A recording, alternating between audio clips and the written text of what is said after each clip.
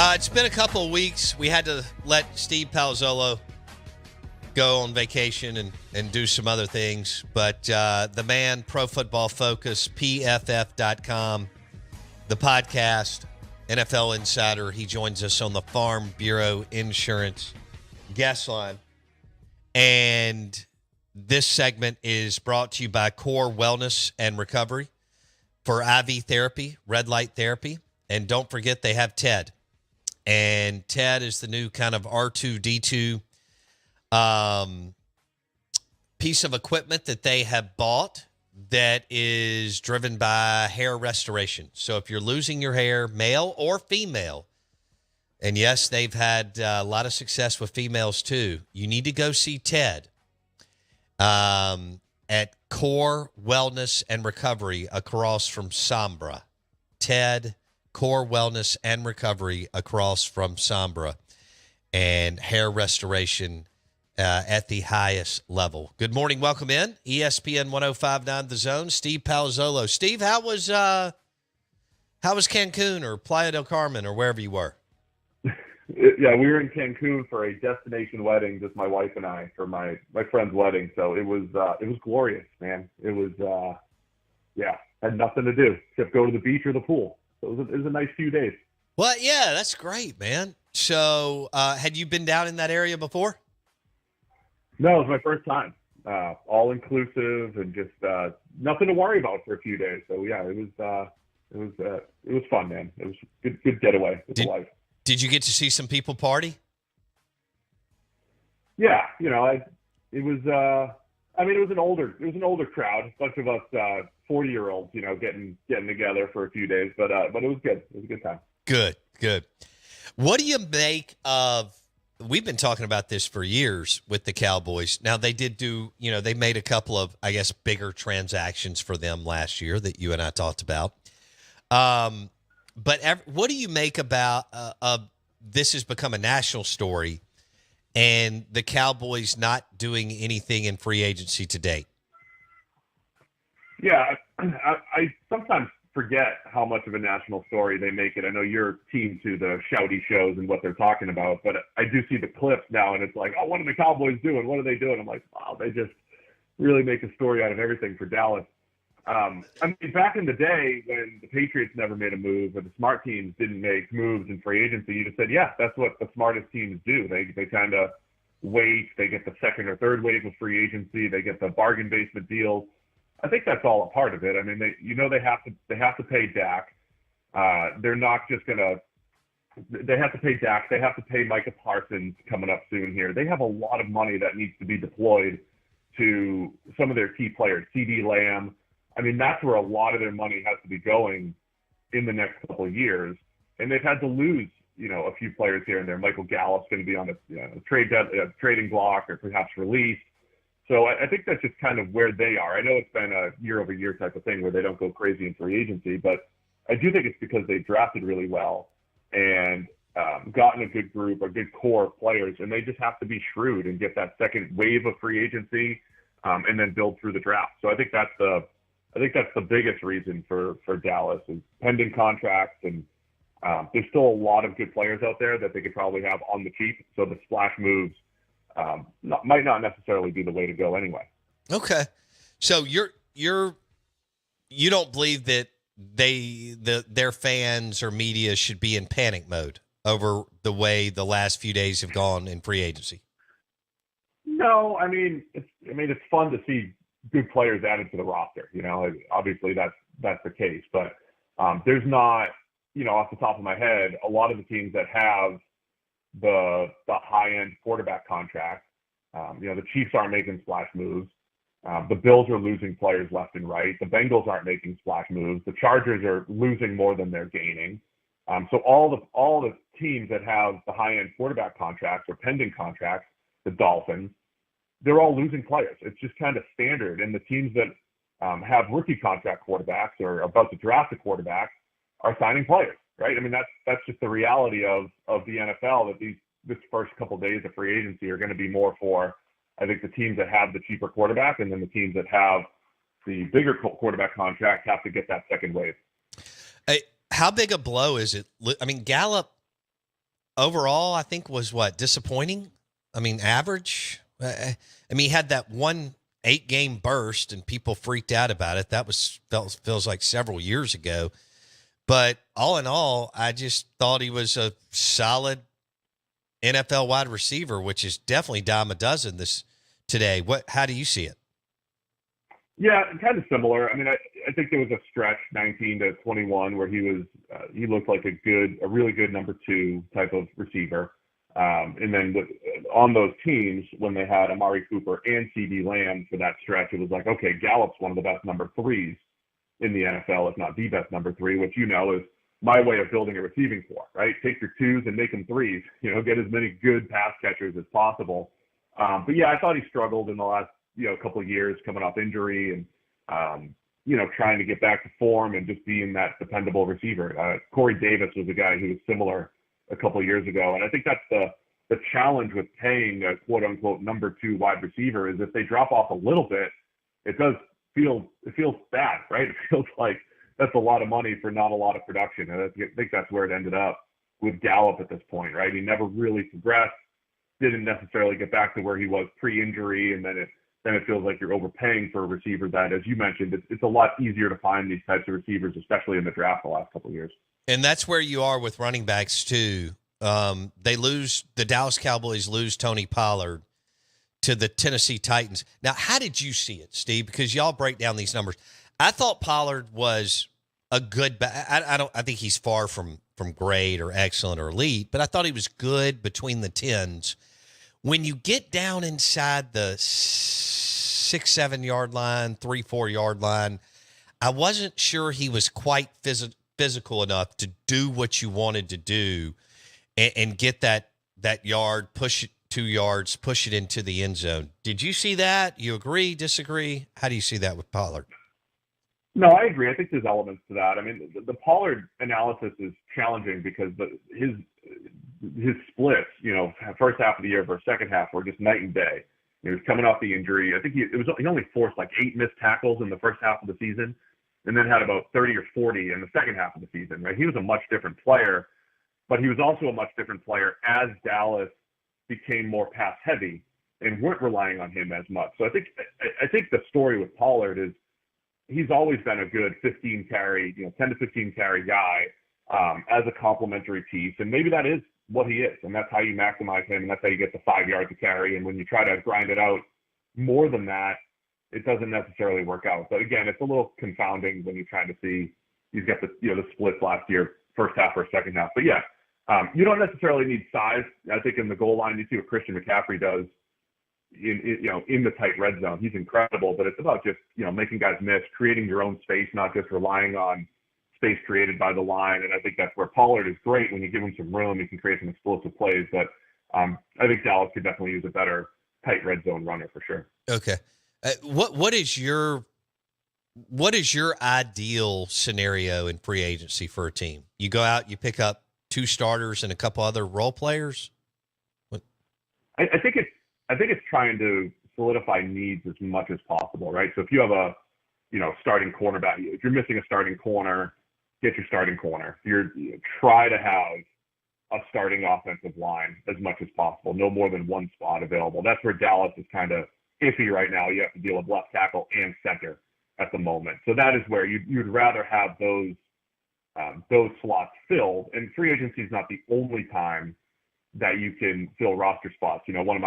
One of my favorite moves of the last few years was the Eagles getting James Bradbury after the draft before 2022, before their Super Bowl run.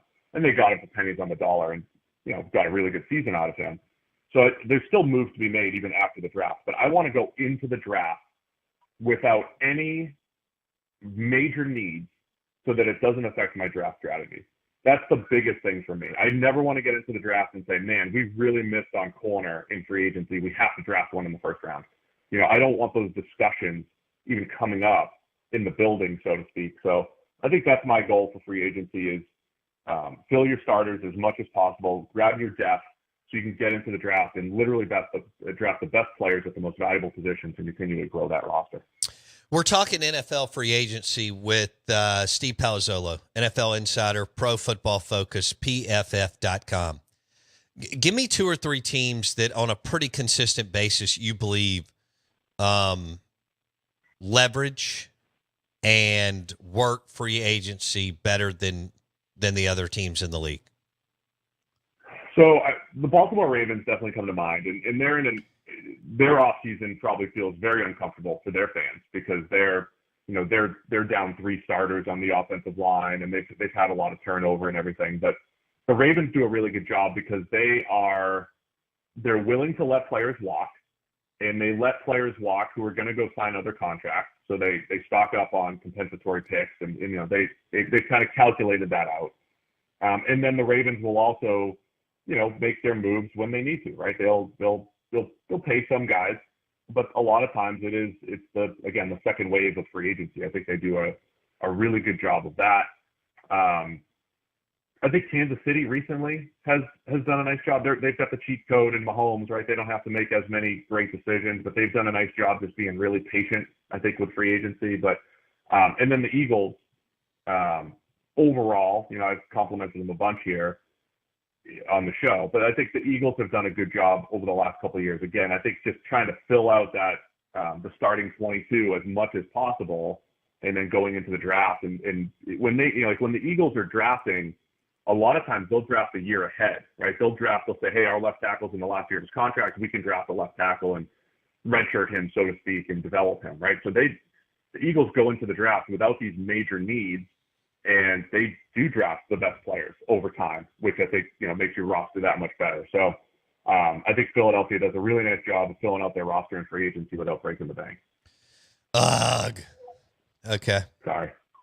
Well, I just don't have confidence in the Cowboys doing what you described the Eagles did before the 2022 season and picking up somebody for pennies on the dollar who has a significant impact on their team. Yeah, I mean, we'll see where their head's at with this. I mean, I will say this, when you talk about Cowboys fans and the discomfort and everything, I thought 2 years ago, I thought they were a little thin heading into 22 as far as their offseason moves. They left some holes. I thought last year they did a better job, as I said a few times, the Brandon Cooks, the Stephon Gilmore moves.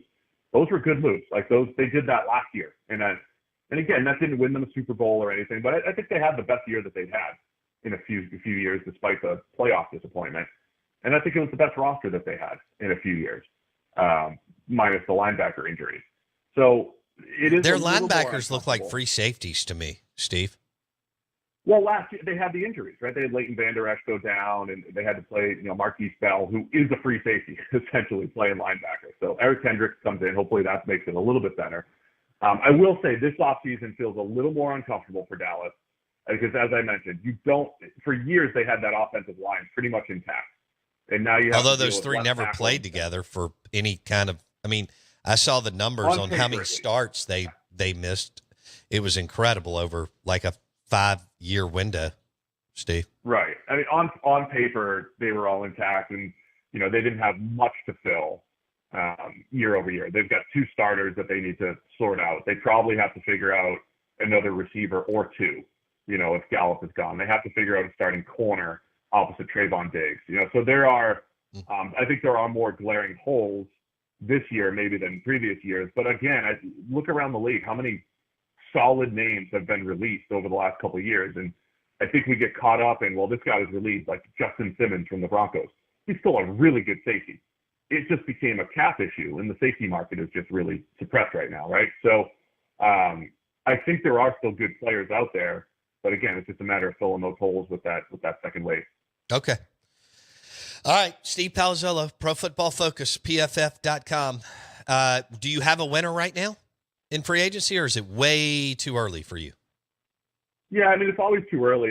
So I'm intrigued by the Falcons because, again, nobody's going and saying, well, once we have Kirk Cousins, now we're winning a Super Bowl. But, given the options that Atlanta had, getting Kirk Cousins and at least having a quarterback that looks like he's playing the best football of his career, gets to pair with my friend Zach Robinson as offensive coordinator now. So that's Zach's first QB as a play caller.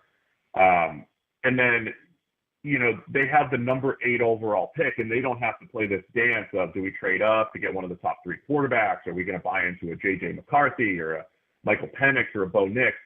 So now Atlanta can draft the best player available at 8, maybe even trade down, accumulate picks.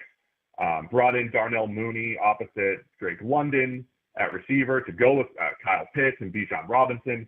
So I'm kind of intrigued by Atlanta just because they sorted the quarterback situation first, and now they could go into the draft, as I said before, and just, draft the best players and build that roster. And again, I'm not saying Atlanta's winning a Super Bowl or anything, but I think they could win the NFC South, do some damage, and they have a great opportunity, I think, to build upon which is already a good foundation of a roster. They just had horrible quarterback play last year with Desmond Ridder, and now have a chance to be much better next year. Okay, Steve Palazzolo on the Farm Bureau Insurance guest line. That's not good news for Saints fans. As far as Atlanta, and look, I think Kirk Cousins can play. He just catches hell because basically, if you're not Mahomes, you're not any good. That's where we are this day and age. And a little bit of flashes of Josh Allen and some other guys who get hot for a few weeks on the talkie shows like you talk about, but I think Cousins can flat out ball. And that's a problem for the Saints in the NFC South.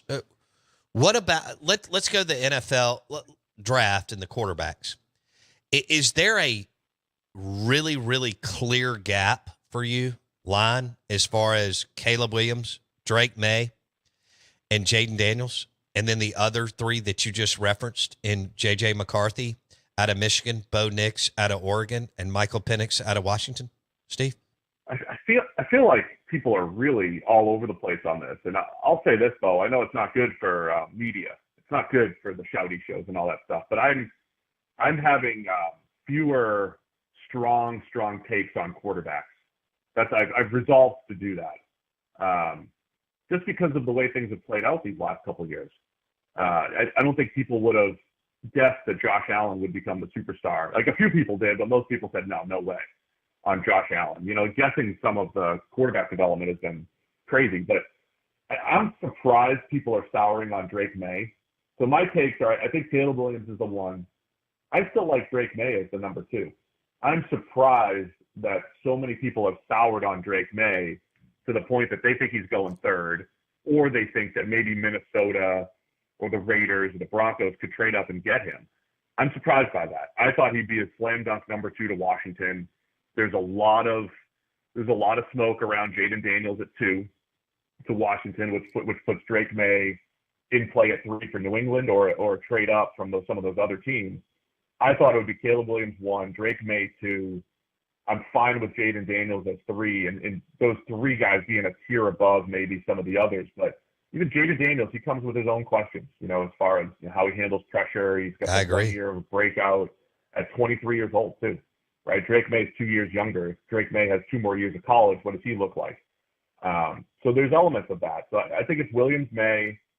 I'm fine with Jaden Daniels as the 3, but I think he comes with some questions. And then all the other guys, I think J.J. McCarthy, the questions are fair that he didn't have to carry an offense. And you just haven't seen him in a pass-first offense that you might want to have at the NFL level. So you're working off potential with J.J. McCarthy.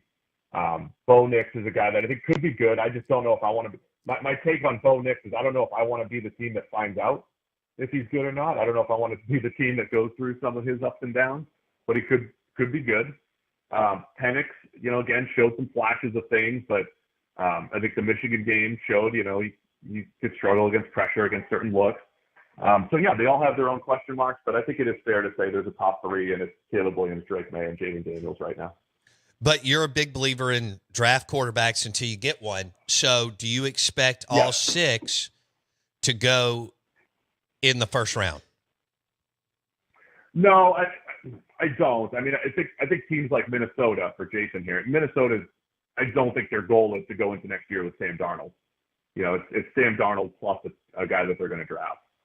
And New England's going to draft somebody and have them compete or be mentored by Jacoby Brissett. So I think 4 or 5 of them probably go, and then maybe a Penix, maybe Nix is late first, and a Penix sneaks into the second round for another team that wants to draft and develop him. So I'm going to say 5 end up going in the first, spread out, and then maybe 1 sneaks into the second round. Okay, 1 sneaks. And then maybe 2.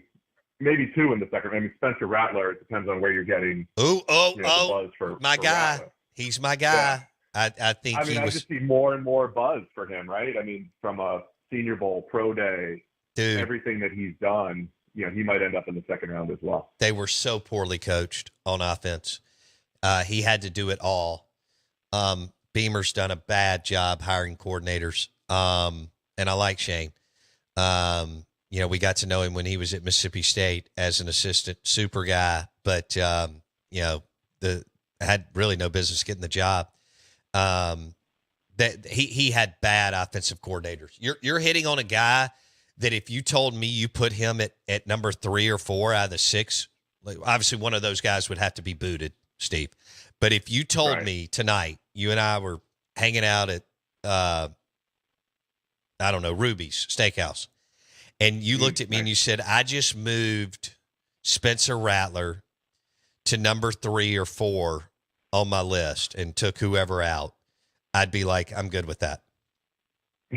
Yeah. I mean, it's not, that's the challenge in quarterback evaluation, right? And the other challenge in quarterback evaluation that I keep mentioning is that the standards are so high,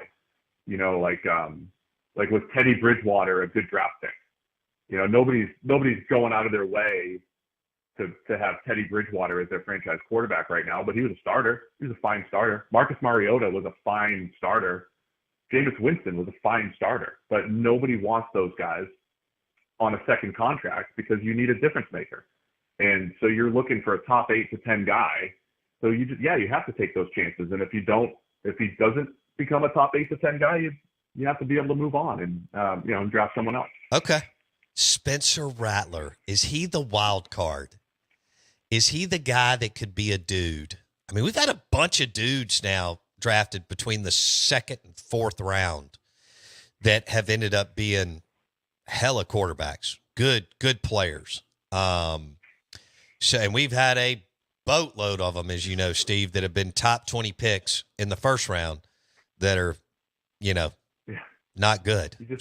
So it's tough to predict. So I'm not trying to cop out here, but like a Rattler, I'm all for taking a shot on a Spencer Rattler. Early second? Who looks like the next big thing. Maybe mid to late second. Again, depends on my draft capital. Depends on where I am. It depends on the team. But I could see Rattler in the second. Take shots on quarterbacks and see what happens. Okay.